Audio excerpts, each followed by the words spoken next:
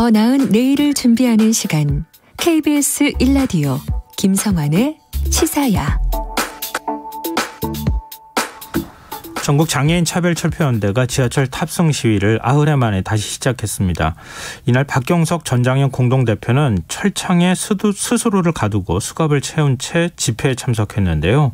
이 퍼포먼스에 담긴 의미는 무엇이고 지하철 탑승 시위는 언제까지 계속될지 박경석 공동대표 연결해서 얘기 나눠보도록 하겠습니다. 대표님 안녕하십니까? 네, 안녕하십니까? 네, 오늘 9일 만에 지하철 시위 재개하신 이유부터 먼저 들어볼 수 있을까요? 저희가 작년 12월 3일부터 지금 오늘까지 38번째 출근길에 지하철을 탔습니다. 네.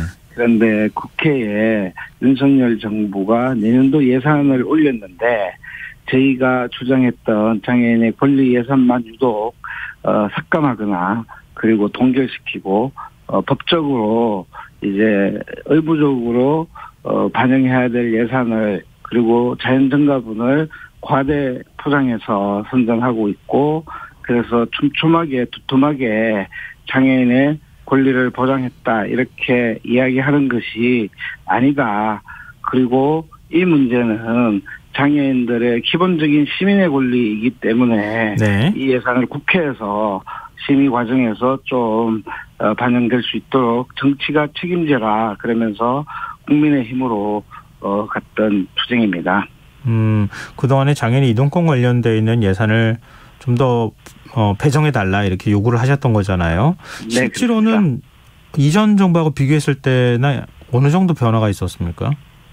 이전 정부나 그 전 정부나 저희가 21년째 우리는 이것을 이야기하고 있습니다. 네. 그래서 그 전 정부에도 저희는 투쟁을 했었고요. 그리고 대선 과정에서도 투쟁을 했었고요.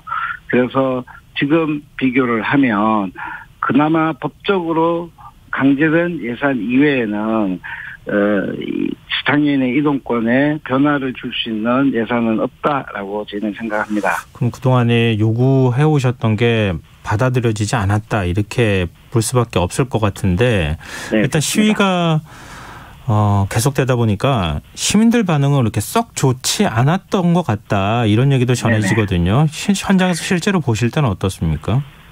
물론 출근길에 지하철을 탐으로 인해서 많은 시민들이 불편해 있는 것은 사실입니다. 네. 그렇지만은 지금까지 더 특별하게 저희들에게 더 많은 요구를 하거나 그렇지는 않습니다. 그렇지만은 지속적으로 저희들에게 비난하고 그리고 시민을 볼모로 잡고 있다라는 이러한 이야기를 계속 듣고 있습니다. 오늘 철창에 들어가서 수갑을 찬 모습으로 시위에 참석하셨던데요. 일종의 이제 퍼포먼스라고도 볼 수 있는데 여기는 어떤 의미가 담겨 있습니까? 특히 이제 국민의힘 정치인들이 저희들에게 불법에게는 처벌밖에 없다라는 발언을 이렇게 했습니다. 특히 권성동 전 원내대표가 그런 발언을 하고 지속적으로 그런 이야기를 했습니다. 그리고 또 오늘 어제인가 그래서 조규홍 복지부 장관 후보자가 또한 그런 말을 했습니다. 저희는 그러한 모든 각오를 하고 있습니다. 그럼에도 불구하고 그러면 장애인의 권리 예산은 어떻게 할 것인가에 대한 답이 없습니다. 그래서 저희는 그러한 문제들을 밝히고 또한 지금 장애인들의 삶이 지역사회에서의 삶이 철창과 그리고 또 수갑을 찬 이런 자유롭지 않은 상황이다라는 것도 함께 이야기하기 위해서 오늘 그렇게 진행을 했습니다. 구속 각오를 하고 지금 시위하고 있는 것이다. 일종의 이제 결의를 보여주신 거라고도 보이는데요. 네네. 조기용 보건복지부 장관 후보자 얘기를 언급하셨으니까 좀 다시 한번 질문 드리고 싶은데요. 전장현 지하철 시위는 합법적인 범위를 벗어났다. 표현 방법을 바꾸는 것이 바람직하겠다. 이렇게 얘기했거든요.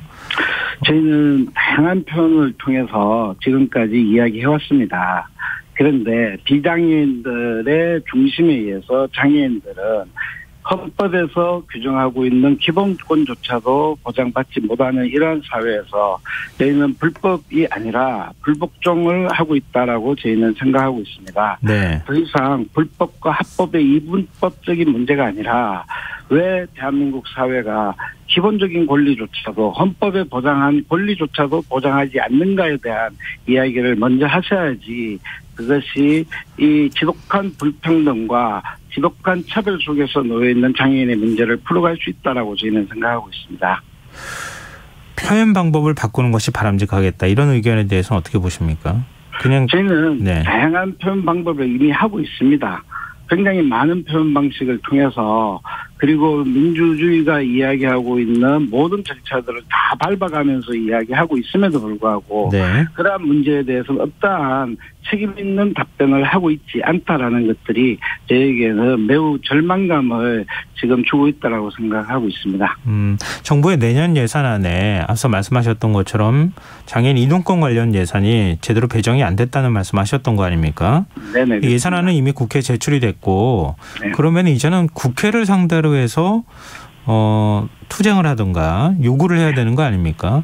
그러니까 오히려 국회에 와서 시위를 하시는 게 맞는 거 아닌가요?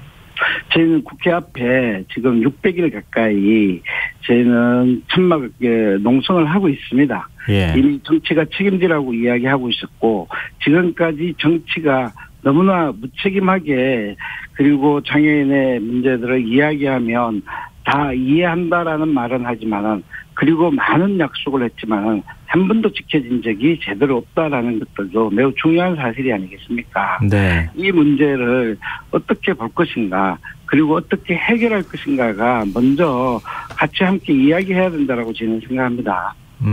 오늘 국민의힘 당사 앞으로 행진도 하셨던 것으로 알고 있는데요. 네네. 국민의힘 뭐 집권 여당이니까 그렇다 치고 국민의힘에 네. 어떤 요구를 하셨는지도 좀 듣고 싶고요. 그다음에 민주당하고는 혹시 소통을 하거나 네. 뭐 예산 배정 문제와 관련해서 서로 논의를 하는 게 있습니까?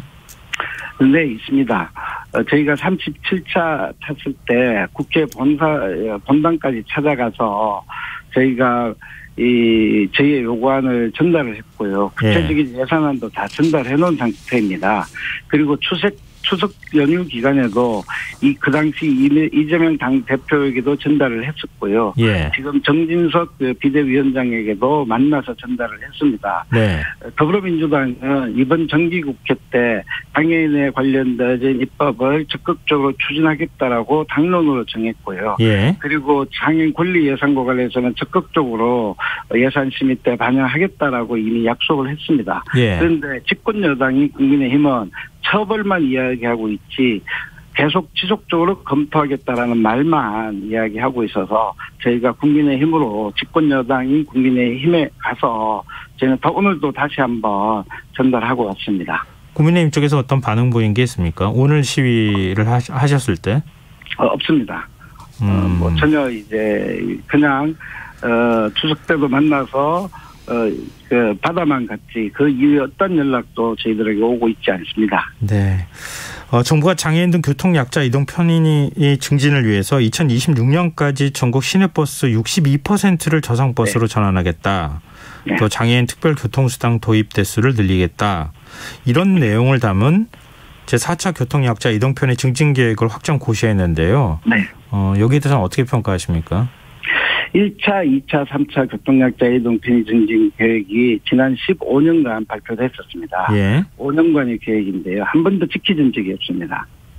그리고 지금 제출한 예산 계획도 제대로 지켜질지는 저희는 지켜봐야 될 상황인데요. 네. 그런데 이것을 제대로 지키기 위해서는 내년도 예산에 제대로 보장해야 되는데 그것이 되고 있지 않다라는 것이 가장 큰 문제입니다.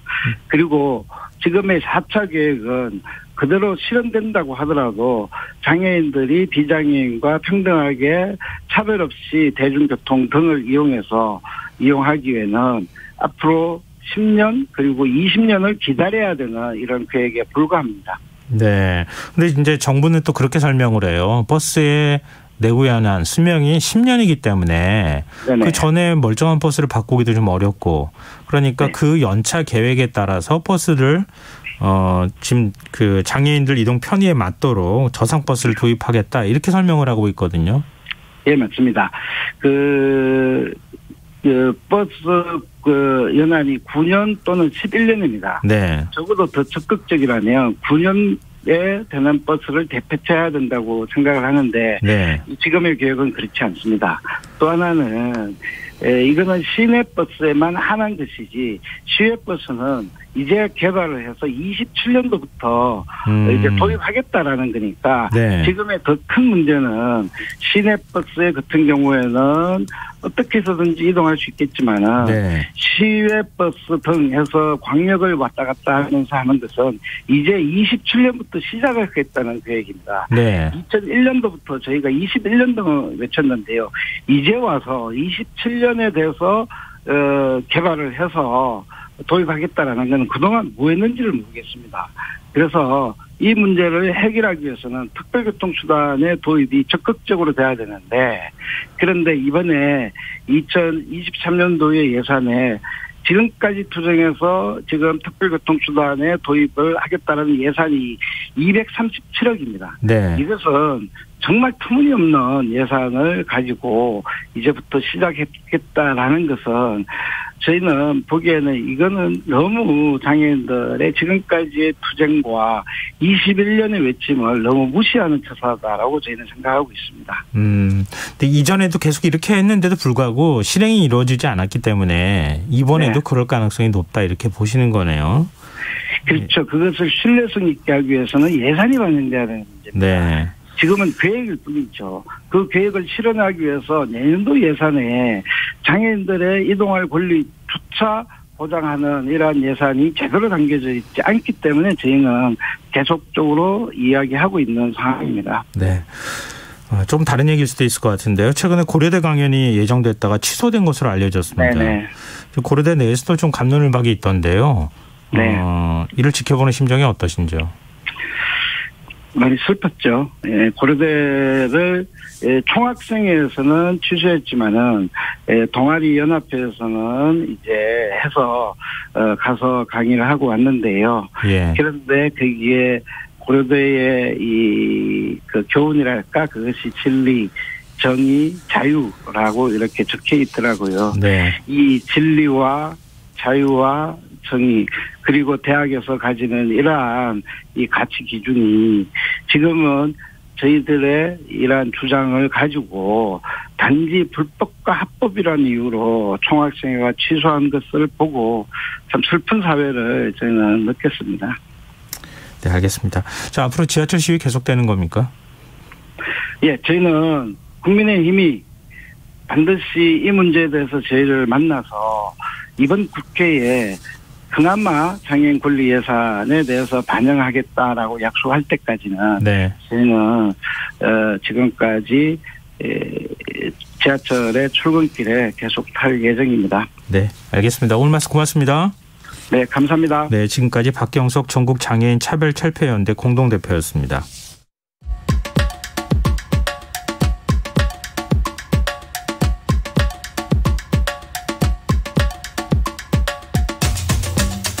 일회용품 사용을 줄이는 것이 지구를 지키는 작은 실천이라는 사실 다들 아실 텐데요.